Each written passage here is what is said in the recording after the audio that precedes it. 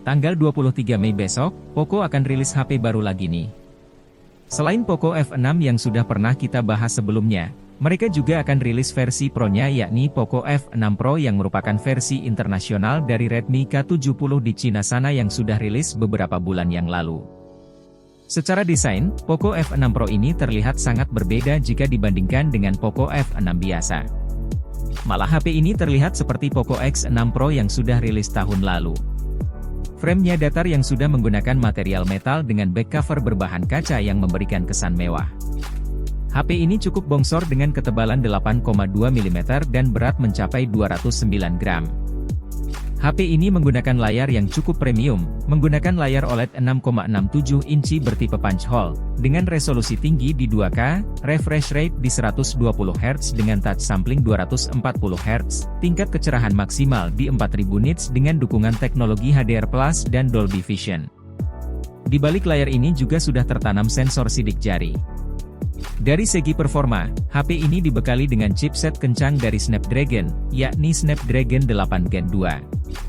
Walaupun bukan yang terbaru, chipset ini masih lebih kencang jika dibandingkan dengan Snapdragon 8 Gen 3S di Poco F6 biasa. Terlihat di skor Antutu yang bisa mencapai 1,6 juta poin. Pilihan RAM-nya juga besar, dengan dua opsi di 12GB dan 16GB serta storage hingga 1TB dengan teknologi UFS 4.0. Untuk mendinginkan panas yang dihasilkan, HP ini juga sudah dibekali sistem Vapor Chamber Ice Loop System. Sistem operasi HP ini sudah menggunakan Android 14 dan dibalut dengan user interface HyperOS terbaru. Lanjut ke bagian kamera, HP ini menggunakan setup triple kamera. Kamera utama beresolusi 50 MP dengan sensor terbaru OmniVision OVX50 Light Hunter 800 yang sudah dilengkapi OIS.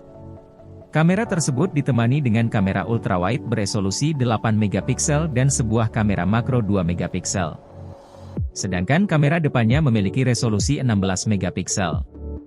Kamera belakang HP ini sudah bisa merekam hingga resolusi 8K 24fps dan 4K 60fps.